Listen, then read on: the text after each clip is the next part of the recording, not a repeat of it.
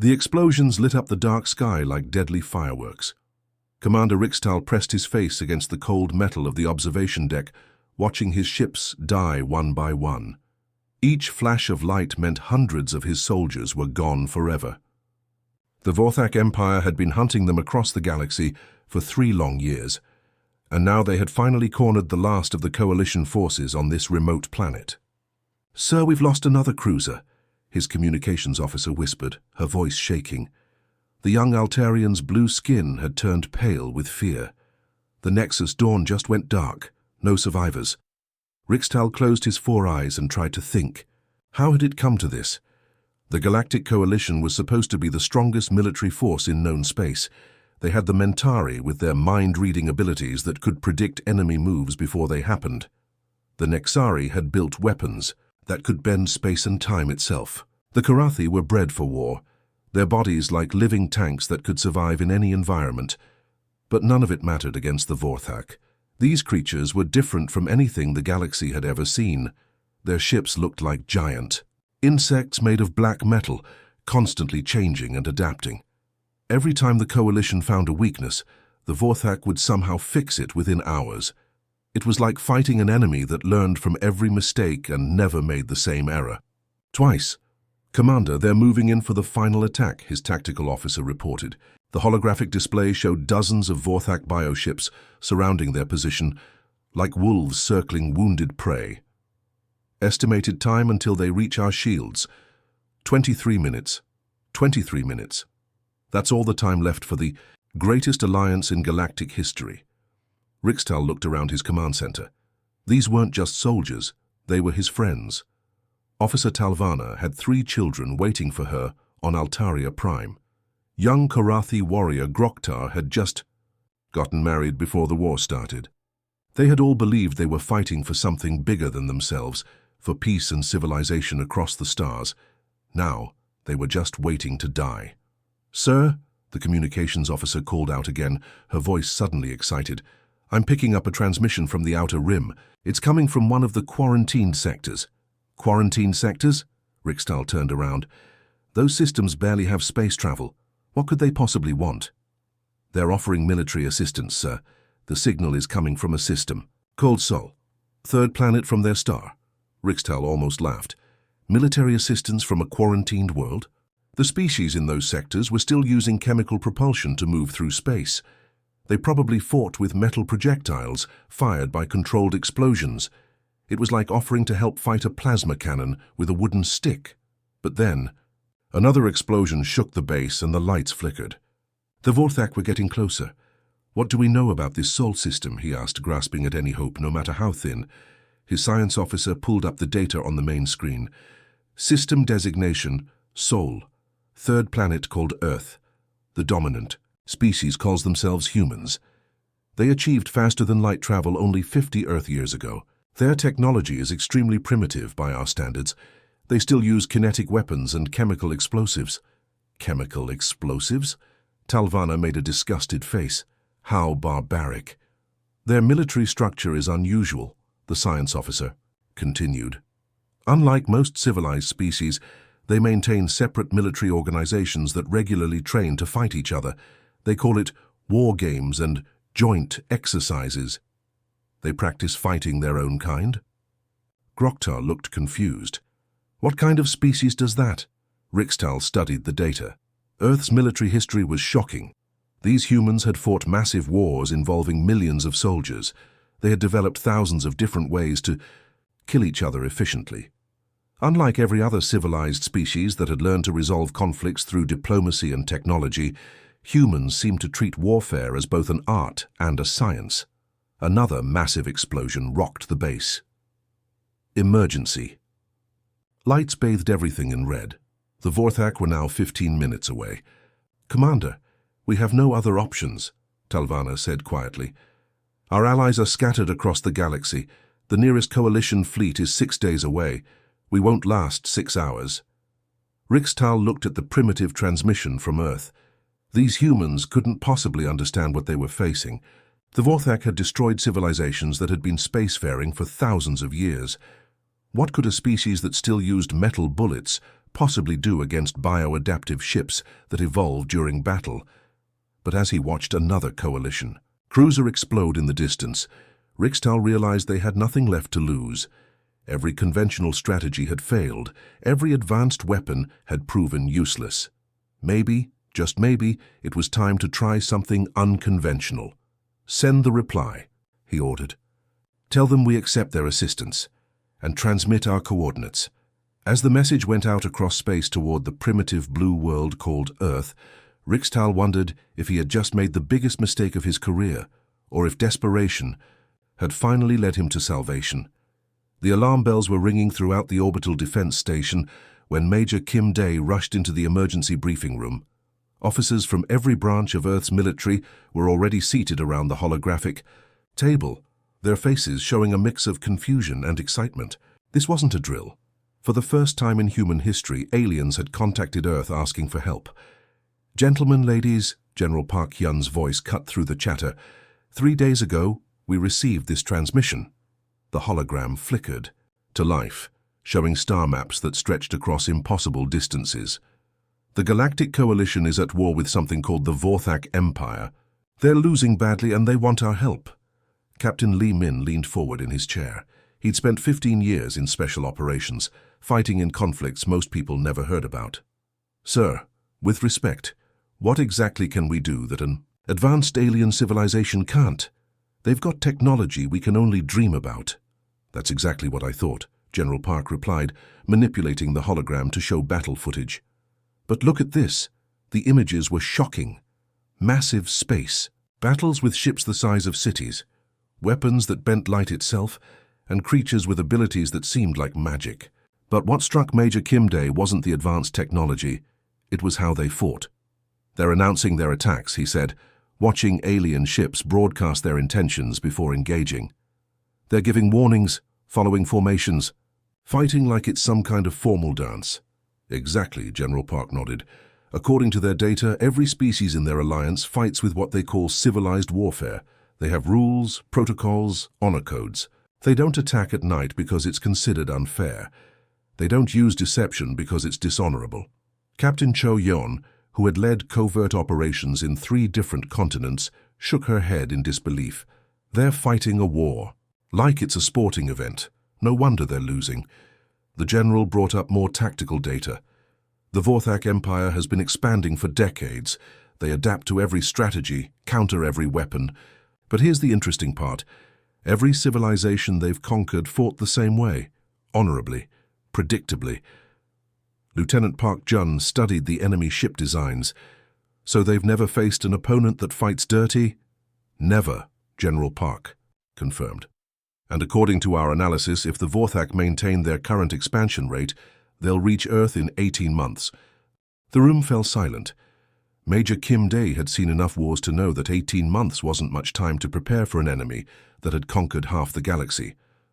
"What kind of force are we talking about?" he asked. "Small and elite," the general replied. "We can't send a massive army across space, but we can send our best people, specialists who understand unconventional warfare." Over the next few hours, they reviewed personnel files. The selection criteria were brutal. Only soldiers with experience in asymmetric warfare, special operations, and what military planners politely called non-traditional tactics made the list. Sergeant Han Sol had trained with Russian special forces and fought in conflicts where the enemy outnumbered his unit 50-1. He'd learned to turn disadvantage into advantage, to make the enemy's strength work against them. Captain Cho Yeon had led operations where success meant never being seen, never being detected, and never leaving evidence. She understood that the best victory was when the enemy never knew they'd been defeated. Lieutenant Park Jun had worked with British and Israeli special forces, learning techniques that weren't taught in any military academy. He knew how to make ordinary objects into weapons, how to turn an enemy's expectations against them. "The interesting thing," General Park said as he reviewed the final roster, "is that according to their military history, humans are unique. Every other species in the galaxy eventually evolved past the need for total warfare. They developed diplomatic solutions, advanced technology that made war obsolete." "But not us," Major Kim Day said quietly. "No, not us. We've been fighting each other for our entire history. We've developed redundant systems for violence. We've made warfare into both an art and a science. What they call uncivilized, we call effective. The transport ship UES Incheon was ready within a week. As the selected team prepared for departure, Major Kim Dae looked out at Earth one last time. The blue marble hanging in space seemed so peaceful from orbit, but he knew better. Humans had turned their beautiful world into a laboratory for studying conflict. During the journey to the coalition base, the team studied everything they could about their new allies. The Mentari could read minds but had never learned to lie or deceive. The Nexari could manipulate matter at the quantum level, but always announced their intentions before attacking. The Korathi were bred for physical combat, but followed strict codes of honor even when facing extinction. "They're going to hate us," Captain Lee Min observed as he read through the cultural briefings. "Probably," Major Kim Dae agreed, "but they asked for our help, and we're going to give it to them, whether they like our methods or not." As the UES Incheon approached the Coalition's temporary base on Epsilon 7, the crew got their first look at alien military vessels. They were beautiful, elegant, designed with artistic sensibilities that spoke of advanced civilizations. "They build their ships like sculptures," Sergeant Han Sol commented. "We build ours like weapons," Major Kim Dae replied. "Let's see which philosophy wins wars." The first joint training exercise was a complete disaster, and Major Kim Dae could barely believe what he was watching. The coalition forces were lining up in perfect formations, announcing their attack plans over open communication channels and actually waiting for the enemy to get ready before engaging. It was like watching a medieval tournament, not a military operation. "Are they seriously telling the enemy exactly where they're going to attack?" Captain Cho Yeon whispered, staring at the tactical display in shock. "It's called honorable warfare," Commander Rixtal explained proudly. "We give our opponents fair warning and equal opportunity to defend themselves. It's how civilized beings conduct military operations." Captain Lee Min looked like someone had just told him that water flows upward. "Sir, with respect, how do you ever win battles this way?" "We don't," the alien commander admitted, his confidence fading. "The Vorthak don't follow our protocols. They attack without warning, use deception, strike at our weaknesses. We've been calling it cheating." "We call it tactics," Sergeant Han Sol muttered under his breath. Major Kim Dae watched as a squad of Korathi warriors charged straight across an open field toward enemy positions, their massive forms making perfect targets. They didn't use cover, didn't attempt stealth, didn't even try to approach from an unexpected angle. They just ran directly at the enemy, roaring battle cries that announced their arrival from kilometers away. 3 of them were cut down before they made it halfway across the field. "Stop the exercise," Major Kim Dae called out. "Everyone form up for debrief." The coalition officers gathered around, their expressions ranging from confused to slightly offended. These aliens had been fighting for thousands of years, and here, were these primitive humans telling them they were doing it wrong? "Your soldiers are incredibly brave," Major Kim began diplomatically, "but bravery without strategy is just a fast way to die." "We fight with honor," a Korathi captain growled. "We face our enemies directly as warriors should." "And how's that working out for you?" Lieutenant Park Jun asked. "You've been losing this war for 3 years." The silence that followed was uncomfortable, but necessary. Major Kim Dae activated his personal datapad and projected human military footage onto the main display. "This is how humans fight wars." The video showed soldiers moving through shadows, using terrain for cover, attacking from unexpected angles. "We don't announce our presence, we don't give fair warnings. We study our enemies' weaknesses and exploit them." A Mentari observer, one of the telepathic species, suddenly stumbled backward, with a look of horror on her face. "I can sense your thoughts during these battles," she gasped. "The level of calculated violence, the planning to cause maximum damage with minimum risk. It's overwhelming." "Welcome to human warfare," Captain Cho Yeon said simply. "We've had 10,000 years to perfect the art of killing efficiently." Commander Rixtal studied the footage with growing fascination and disgust. "How you attack at night when your enemies are sleeping." "When else would you attack?" Sergeant Han Sol replied. "When they're awake, armed and ready for you." You use camouflage to hide from your opponents? Why would we want them to see us coming? You attack supply lines instead of fighting warriors directly. An army without food and ammunition can't fight, no matter how brave their soldiers are. Each answer seemed to disturb the aliens more. These concepts went against everything they understood about civilized behavior. Major Kim Dae realized they were dealing with a fundamental difference in thinking. Every other species in the galaxy evolved past the need for total warfare, he explained. You developed advanced technology, telepathic abilities, diplomatic solutions. You became civilized. And humans didn't? Commander Rixtal asked. We tried, Captain Li Min answered honestly. But we never had a common external threat to unite us. We spent our entire history fighting each other. We never got the luxury of becoming civilized because we were always at war with ourselves. Lieutenant Park Jun pulled out a standard combat knife and demonstrated how it could be used for dozens of different purposes: cutting, prying, digging, even as a makeshift tool. This is just one example. Humans don't just make weapons, we turn everything into a potential weapon. The alien officers watched in amazement as he showed how ordinary medical supplies could be combined to create explosives, how communication equipment could be modified for psychological warfare, how even food rations could be weaponized under the right circumstances. This is barbaric, an Xari scientist whispered. This is survival, Major Kim Dae replied.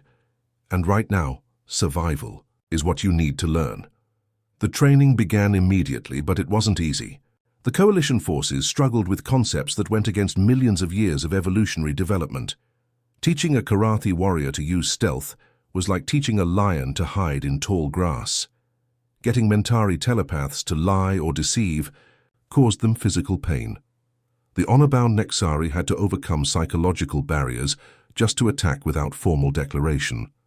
But slowly, gradually, they began to adapt. Captain Cho Yon worked with small units, teaching them to move without being detected. Your enemies expect you to attack from the front, she explained. So we attack from behind, from above, from angles they don't even know exist, Sergeant-y. Han Sul focused on improvised weapons and unconventional tactics. Forget about fair fights, he told them. Fair fights are for sports. This is war. The only rule is to win and go home alive. Lieutenant Park Jun specialized in psychological warfare. You don't just fight their bodies, he taught. You fight their minds, make them afraid, confused, uncertain. An enemy who doesn't know what's happening can't respond effectively. The breakthrough came during a night exercise. A mixed unit of humans and coalition forces successfully captured a mock enemy position without firing a single shot. They used stealth, misdirection, and psychological pressure to force the defenders to surrender without ever realizing they were under attack.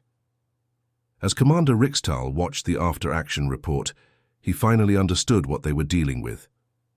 You've weaponized deception itself. We've weaponized everything, Major Kim Dae replied, and now we're going to teach you how to do the same.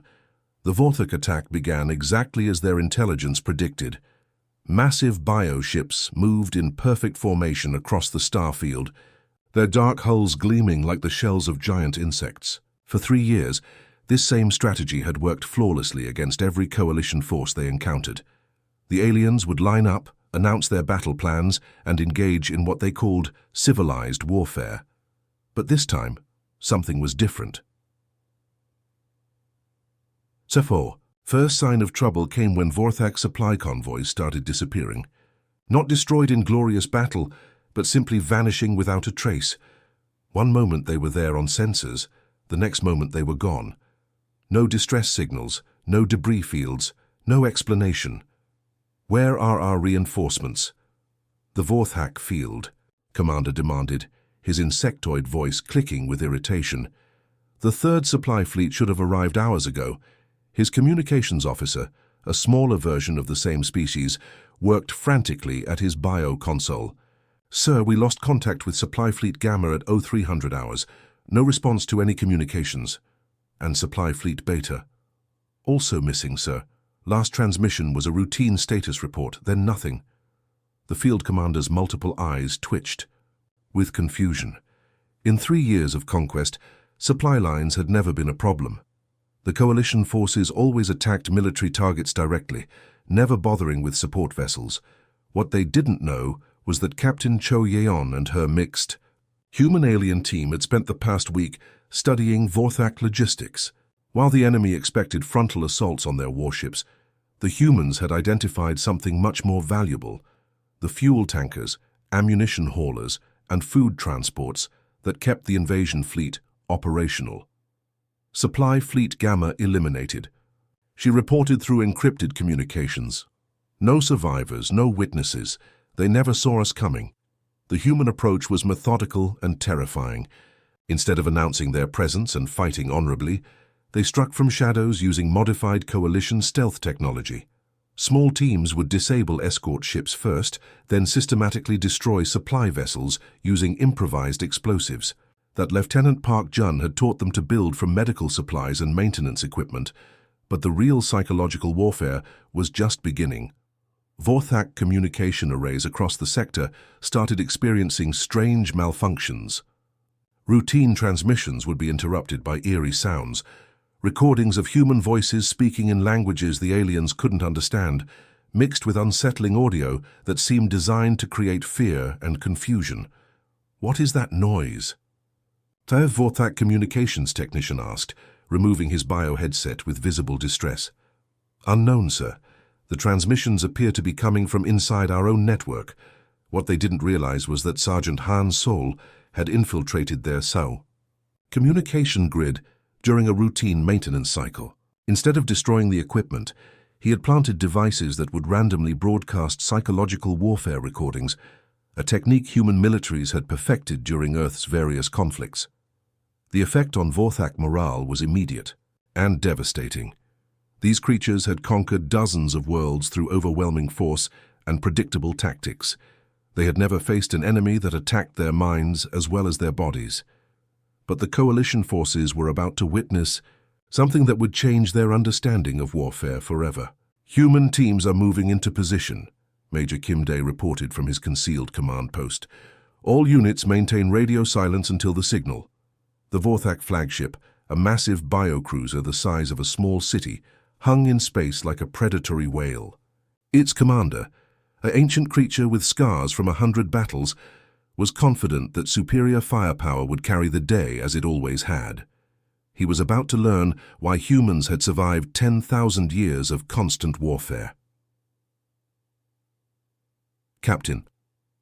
Li Min's infiltration team had spent 18 hours slowly working their way through the ship's biomechanical corridors. Moving like ghosts, they avoided patrols, disabled sensors, and planted explosive charges in critical locations. The Vorthak crew never suspected that enemies were already inside their most secure vessel. "Charges are set," Captain Li Min whispered into his communicator. "Awaiting your signal." The Vorthak commander, following standard protocol, broadcast a formal challenge across all frequencies. "Coalition forces, prepare for honorable combat. We shall engage your strongest vessels in direct battle." Major Kim Dae's response was not what the alien expected. "Challenge accepted," he replied, "but we fight by our rules now." The signal went out across all human teams simultaneously. What happened next would be studied in military academies for generations.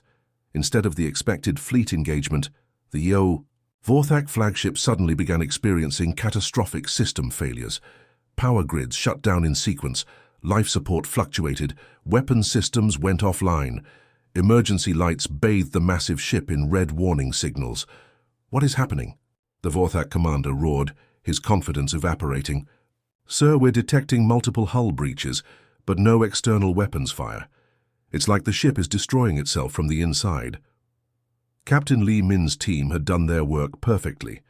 While the enemy commander focused on the formal challenge, human operators were systematically dismantling his ship's critical systems using techniques that no civilized species had ever conceived. But the humans weren't finished. "Phase 2, Major Kim Dae ordered. Across the battlefield, coalition forces trained in human tactics began their own operations. Moving under cover of the chaos, they struck at communication relays, command centers, and coordination hubs. Instead of engaging in direct combat, they eliminated the Vorthak's ability to coordinate their forces. "We can't reach Battle Group Alpha," a Vorthak communications officer reported in panic. "Battle Group Beta is reporting ghost contacts on all sensors. Battle Group Gamma isn't responding at all." The field commander realized with growing horror that his perfectly organized invasion fleet was being dismantled piece by piece by an enemy he couldn't see, couldn't predict, and couldn't understand. "Retreat," he ordered. For the first time in his military career, all units withdraw to safe distance, but as his remaining ships tried to flee, they discovered that their escape routes had been mined with human-designed explosive devices. The same creatures who had been dismissed as primitive had outthought, outmaneuvered, and outfought the most successful military force in the galaxy. As the surviving Vorthak vessels limped away into space, Major Kim Day allowed himself a small smile. Mission accomplished. The age of civilized warfare is over. The silence in the Vorthak command center was deafening. For the first time in their species' thousand-year military history, they had called for a ceasefire. The hive mind collective that controlled their empire was experiencing something completely new. Confusion, uncertainty, and something their language didn't even have a word for: fear. "Analysis complete," the Vorthak strategic coordinator announced to the assembled War Council. "Human military doctrine violates every known pattern of civilized warfare. They treat conflict as both art and science, developing weapons designed specifically for killing their own species." The implications were staggering. Every other species the Vorthak had conquered followed predictable patterns. They had honor codes, rules of engagement, civilized approaches to conflict resolution. When those failed, they fought with advanced technology and organized formations following established protocols. Humans were different. Humans were terrifying. Commander Rixtal stood in the Coalition briefing room, studying the after-action reports with a mixture of admiration and horror. The human military advisors had accomplished in 2 weeks what his forces couldn't achieve in 3 years of fighting. "Your casualty reports," he said to Major Kim Day, his voice filled with disbelief. 17 Vorthak ships destroyed, minimal coalition losses, and most importantly, 0 human fatalities. "That's the point," Captain Li Min replied simply. "We don't fight fair fights. Fair fights are unpredictable. We only engage when we know we can win." The concept was revolutionary. Every civilized species accepted that warfare meant mutual losses, honorable sacrifices, glorious deaths in battle. Humans had eliminated honor from the equation entirely, focusing only on effectiveness. "But how?" asked a Mentari scientist, her telepathic abilities still struggling to process human thought patterns. "Your minds during combat are unlike anything we've encountered. You think 17 steps ahead, calculating variables we don't even recognize as factors." Lieutenant Park Jun brought up a holographic display showing human military history. "We've been doing this for 10,000 years, he explained. While other species developed past the need for warfare, we refined it. Every human conflict taught us new lessons, new techniques, new ways to gain advantage.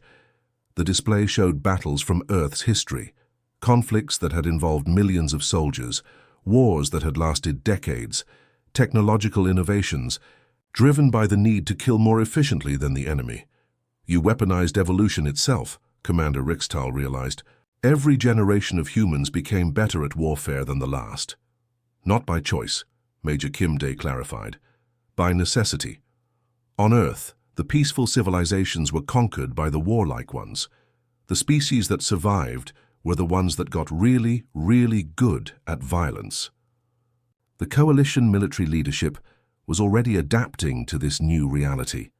Traditional command structures were being reorganized around human principles of asymmetric warfare. Honor codes were being modified to include concepts like strategic, deception, and psychological operations, but the changes went far deeper than tactics. Your arrival has created what our scientists are calling a paradigm shift, Commander Rixtal explained. For millions of years, galactic civilization has been based on the assumption that intelligent species eventually evolve past the need for total warfare. You've proven that assumption wrong. Captain Cho Yeon was reviewing applications for the Coalition's new irregular warfare division. The requests were flooding in from every member species. Warriors who wanted to learn human fighting techniques, scientists who wanted to study human military psychology, diplomats who needed to understand. This new form of conflict, they're calling it the human doctrine, she told Major Kim Dae. Every military academy in coalition space is redesigning their curriculum around our methods. The irony wasn't lost on any of them. Humanity, the most primitive species in the Alliance by technological standards, had become the teacher for civilizations, thousands of years more advanced. There's something else, Commander Rixtal said, his expression serious.